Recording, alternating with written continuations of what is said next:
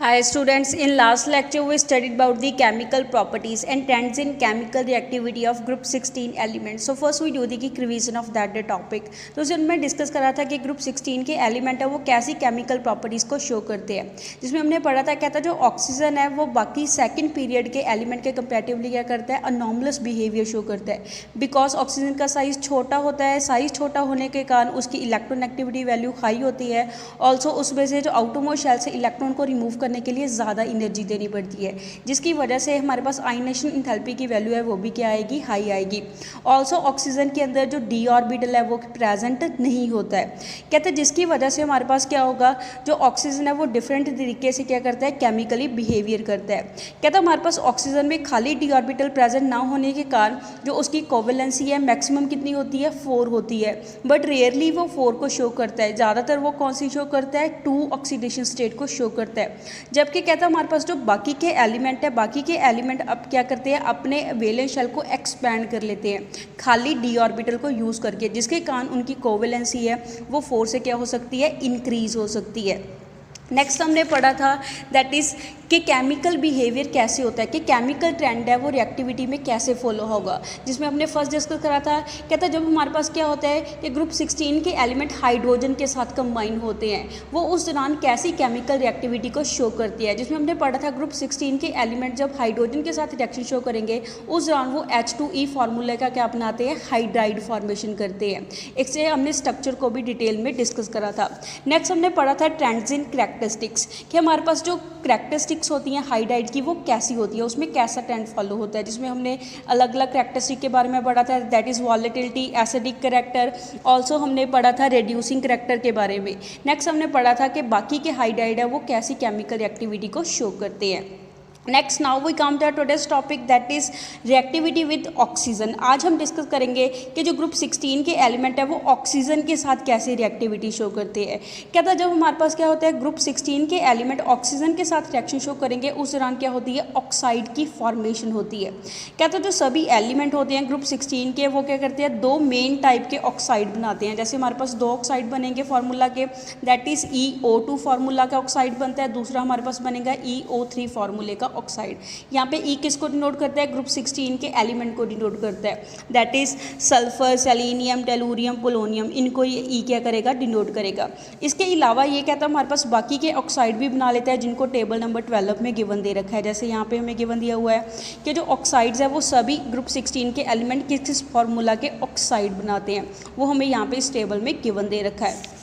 Next हम पढ़ेंगे कि जो ऑक्साइड्स होते हैं सल्फ़र के वो ज़्यादा स्टेबल होते हैं than the corresponding oxide of other element. बाकी के एलिमेंट के ऑक्साइड के कंपैरेटिवली जो सल्फ़र के हमारे पास ऑक्साइड्स होंगे, मीन्स जब सल्फ़र क्या करेगा, ऑक्सीजन के साथ रिएक्शन शो करेगा, वो ज़्यादा स्टेबल ऑक्साइड बनाता है। जैसे हम एग्जाम्पल ले लें सल्फ़र डाइऑक्साइड की, सल्फ़र ट्राइऑक्साइड की, ये दोनों क्या होते हैं, ज़्यादा स्टेबल होते हैं एज़ कम्पेरिजन टू जो बाकी के ग्रुप 16 के एलिमेंट के डाइऑक्साइड होंगे या ट्राइऑक्साइड होंगे। कहता है जो हमारे पास हेप्टो ऑक्साइड है, दैट मीन्स 7 ऑक्सीजन कंबाइन होते हैं, वो सिर्फ किसके केस में होते हैं, सल्फर के केस में ही हमारे पास हेप्टो ऑक्साइड की फॉर्मेशन होती है। अदरवाइज जो बाकी ग्रुप 16 एलिमेंट है वो हेप्टो ऑक्साइड नहीं बनाते हैं। फर्स्ट हम डिटेल में डिस्कस करेंगे कि मोनो ऑक्साइड्स कैसे बनते हैं। कहता है जो सभी एलिमेंट्स होते हैं अकेले सेलेनियम को छोड़ के बाकी जो सभी ग्रुप 16 के एलिमेंट होंगे वो क्या बनाते हैं, मोनो ऑक्साइड बनाते हैं।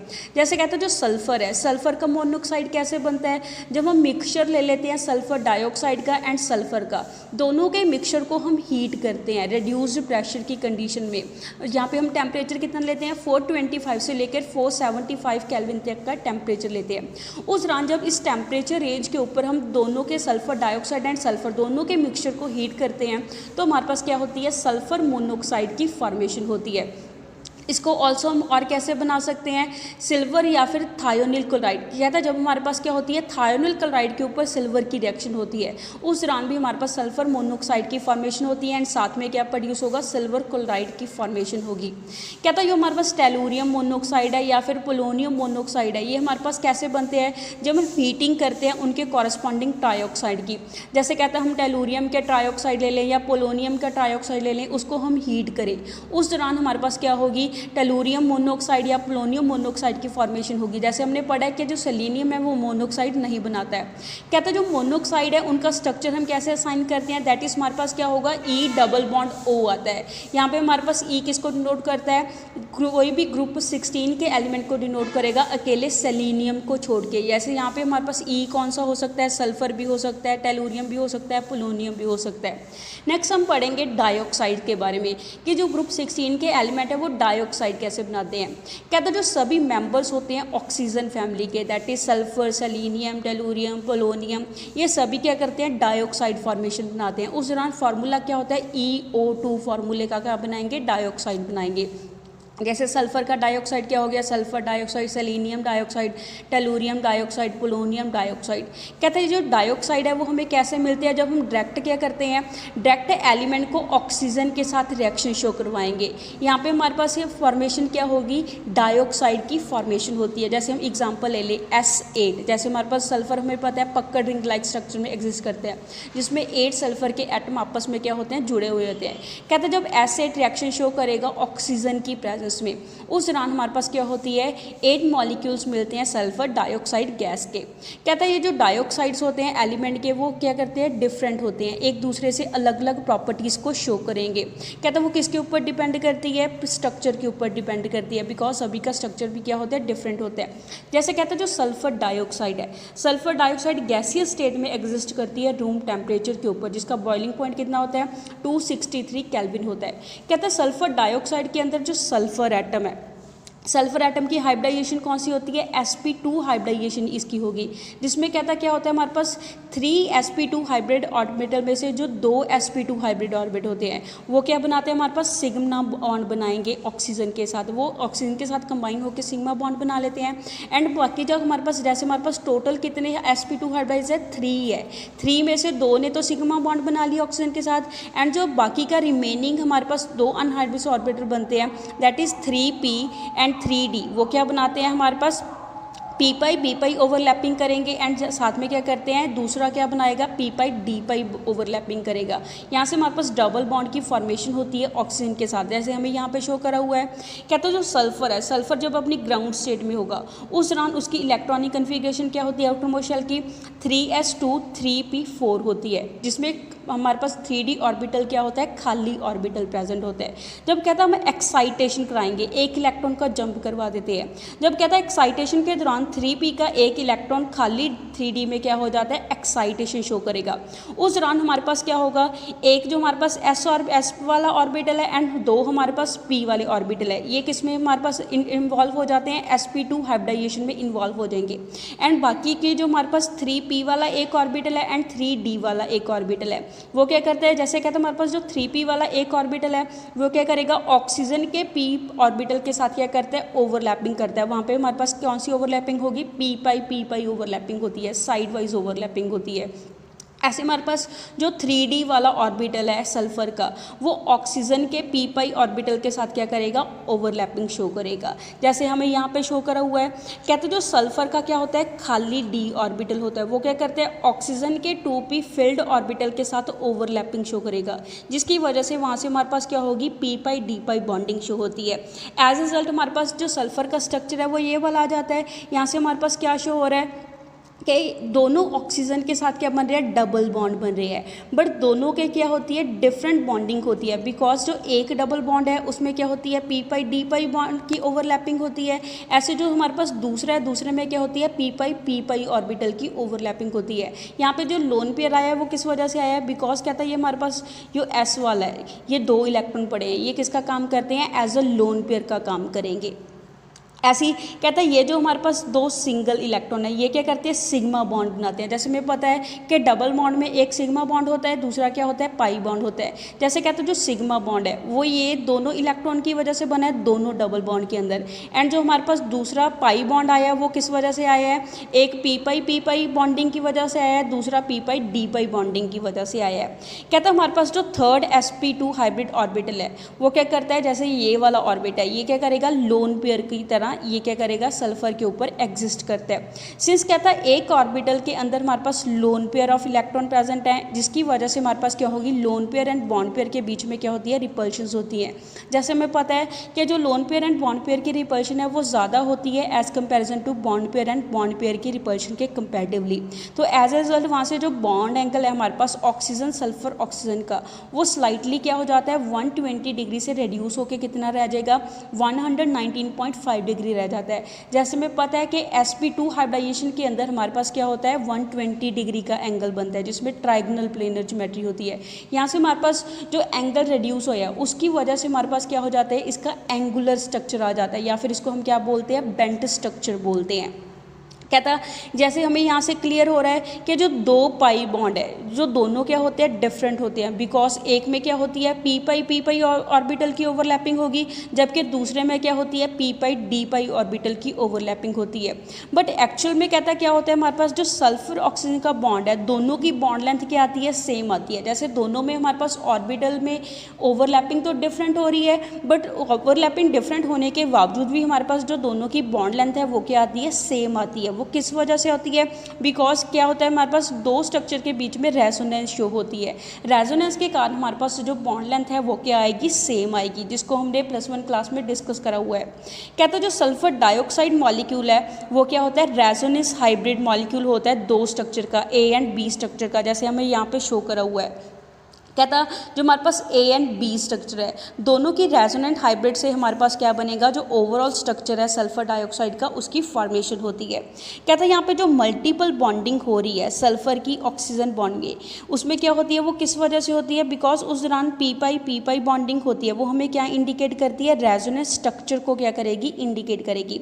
इसके अलावा हमारे पास क्या था और क्या होती है, और भी पॉसिबिलिटी होती है, that is P pi D pi bonding की। वो किस वजह से होती है, जब हमारे पास पी पाई ऑर्बिटल ऑक्सीजन का किसके साथ ओवरलैपिंग करेगा, सल्फर के खाली 3d ऑर्बिटल के साथ ओवरलैपिंग करेगा, वहाँ से हमारे पास क्या होगी, पी पाई डी पाई की बॉन्डिंग होती है। कहते हैं जैसे सल्फर की तरह जो बाकी के एलिमेंट होते हैं वो भी क्या करते हैं, डाइऑक्साइड बनाते हैं। जैसे सेलेनियम डाइऑक्साइड, सेलेनियम का डाइऑक्साइड है वो वाइट क्रिस्टलाइन सॉलिड की फॉर्म में एग्जिस्ट करता है। कहते हैं गैसीय स्टेट के अंदर ये एक डिस्क्रीट मॉलिक्यूल की फॉर्म में एग्जिस्ट करेगा, मीन्स वहाँ पे एक सिंगल मॉलिक्यूल होता है, जबकि हमारे पास क्रिस्टलाइन फॉर्म में क्या होता है, काफ़ी डिफरेंट मॉलिक्यूल्स आपस में जुड़े हुए होते हैं। जैसे क्या था यहाँ पे हमें इसके स्ट्रक्चर शो करे हुए हैं। जैसे फर्स्ट स्ट्रक्चर किसका है, सेलेनियम डाइऑक्साइड का है, जब वो किस स्टेट में होता है, गैसीय स्टेट में होता है, उस दौरान एक ही मॉलिक्यूल क्या करता है, एग्जिस्ट करता है। कहता है सॉलिड स्टेट के अंदर हमारे पास पॉलीमेरिक स्ट्रक्चर आता है, जिसमें क्या होती है, हमारे पास सेलेनियम डाइऑक्साइड की काफ़ी सारी यूनिट्स आपस में क्या होती हैं, जुड़ी हुई होती हैं, जिसके कारण हमारे पास क्या आती है, इनफाइनाइट चेन आती है। मीन्स ये चेन है जी काफ़ी हद तक क्या हो सकती है, आपस में इन्फिनिटी तक आपस में क्या हो सकती है, एक्सटेंड हो सकती है। नेक्स्ट कहता है जो टेल्यूरियम का डाइऑक्साइड है एंड पोलोनियम का डाइऑक्साइड है, ये दोनों क्या होते हैं, नॉन वॉलेटाइल क्रिस्टलाइन आयनिक सॉलिड्स होते हैं, मीन्स इनके वेपर नहीं बनते हैं। ये किस स्टेट में एग्जिस्ट करते हैं, दो क्रिस्टलाइन फॉर्म में एग्जिस्ट करेंगे। कहता है जो डाइऑक्साइड्स होते हैं ग्रुप 16 के एलिमेंट के, वो क्या करते हैं, डिफरेंट स्ट्रक्चर को शो करेंगे, बिकॉज उनमें क्या होती है, जो पी पाई मल्टीपल बॉन्ड बनाने की टेंडेंसी है वो क्या होती है, अलग अलग टेंडेंसी होती है, हर में सेम टेंडेंसी नहीं होती है, जैसे सल्फर की तरह। कहता है ये जो पी पाई मल्टीपल बॉन्ड बनाने की टेंडेंसी है वो डिक्रीज होती रहती है, जैसे जैसे हमारे पास ग्रुप 16 के सेंट्रल एटम का साइज है वो क्या होता रहेगा, इंक्रीज होता रहेगा, जिसकी वजह से हर एक का स्ट्रक्चर क्या होता है, डिफरेंट स्ट्रक्चर को वो शो करेगा। Next is properties. कहते हैं जो हमारे पास ये ऑक्साइड्स होते हैं वो कैसी प्रॉपर्टीज़ को शो करती है। कहते हैं जो डाइऑक्साइड है वो डिफरेंट होता है एक दूसरे से, जब वो क्या करेगा, पानी के साथ रिएक्शन शो करेगा। जैसे कहते हैं जो सल्फर का डाइऑक्साइड है वो डिजॉल्व हो जाता है, हमारे पास डिजॉल्व होकर पानी के साथ वो क्या देगा, H2SO3 की फॉर्मेशन होगी।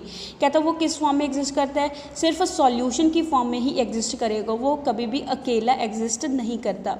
जैसे कहते हैं जो गैस है, गैस को हम क्या बोलते हैं, सल्फ्यूरस एनहाइड्राइड बोलते हैं। इसे बोलते हैं, कहते हैं जो एक्वा सॉल्यूशन होता है वो एसिडिक होता है, एसिडिक होने के कारण वो क्या करेगा, ब्लू लिटमस को रेड में क्या कर देता है, कन्वर्ट कर देता है, बिकॉज यहाँ पे क्या होती है, एसिड की फॉर्मेशन होती है, जिसकी वजह से वो एसिडिक तरीके से क्या करेगा, बिहेव करेगा। कहते हैं अगर हम इसी सॉल्यूशन को क्या कर ले, बॉयल कर ले, अगर इसको बॉयल कर देते हैं उस दौरान जो सभी सल्फर डाइऑक्साइड्स होती हैं वो क्या हो जाती हैं, रिमूव हो जाती हैं, जैसे यहाँ पे हमें इस रिएक्शन में शो करा हुआ है।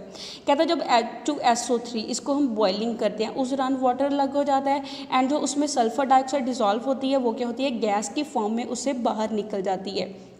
ऐसी कहते हैं जो सेलेनियम का डाइऑक्साइड है वो पानी के अंदर डिसॉल्व होकर हमें क्या देगा, सेलिनस एसिड दे देते हैं, जिसका फार्मूला क्या होता है, H2SeO3 होता है, जिसको हम किस फॉर्म में एक ले लेते हैं, वो आइसोलेटेड क्रिस्टलाइन स्टेट में हमारे पास क्या हो जाता है, मिल जाता है। जैसे ऊपर हमें पढ़ा है कि जो सल्फर का हमारे पास एसिड मिला है वो किस फॉर्म में मिलता है, सॉल्यूशन की फॉर्म में मिलता है, जबकि कहते हैं जो सेलेनियम का डाइऑक्साइड जब वाटर के साथ रिएक्शन शो करेगा वहाँ से हमारे पास जो सेलिनस एसिड मिलता है वो क्रिस्टलाइन स्टेट में मिलता है, आइसोलेटेड फॉर्म में। ऐसी टेलुरियम का डाइऑक्साइड कहता है वाटर के अंदर इनसॉल्युबल होता है, जबकि कहता है ये एल्कलीज में क्या हो जाता है, सॉल्युबल हो जाता है। एल्कलीज में सॉल्युबल होकर हमें क्या देता है, टेलुराइड्स देता है। कहता है एसिड के अंदर ये बेसिक सॉल्ट की फॉर्मेशन कर लेता है, जो किस तरह का करैक्टर शो करते हैं, एम्फोटेरिक करैक्टर को शो करेंगे, मीन्स वो एसिड के साथ भी रिएक्शन शो करते हैं, बेस के साथ भी रिएक्शन शो करते हैं। ऐसे जो पोलोनियम का डाइऑक्साइड है वो सिमिलरली टेलुरियम के ऑक्साइड की तरह क्या करता है, बिहेवियर शो करता है। कहता है जो +6 ऑक्सीडेशन स्टेट होती है सल्फर की वो ज़्यादा स्टेबल होगी as comparison to +4 oxidation state के कंपैरेटिवली, एंड जिसकी वजह से जो सल्फर डाइऑक्साइड है वो किस तरह से बिहेव करता है, एज ए रिड्यूसिंग एजेंट की तरह वो बिहेव करेगा। सिंस कहता है जो स्टेबिलिटी है +6 ऑक्सीडेशन स्टेट की वो डिक्रीज होती रहती है जैसे जैसे हम सल्फर से टेलुरियम की तरफ को क्या करते हैं, मूव करते हैं, जिसकी वजह से जो रिड्यूसिंग प्रॉपर्टी होती है डाइऑक्साइड की वो भी क्या होती है, सल्फर डाइऑक्साइड से जब हम टेलुरियम डाइऑक्साइड की तरफ को मूव करेंगे रिड्यूसिंग प्रॉपर्टी भी क्या होती रहेगी, डिक्रीज होती रहेगी। जैसे फॉर एग्जांपल जो सल्फर डाइऑक्साइड है वो रिड्यूसिंग एजेंट का काम करता है, जबकि जो टेलुरियम का डाइऑक्साइड है वो किस तरीके से काम करेगा, एज ए ऑक्सीडाइजिंग एजेंट वो क्या करता है, बिहेव करता है। So that's all for today, stay home, stay safe, thank you.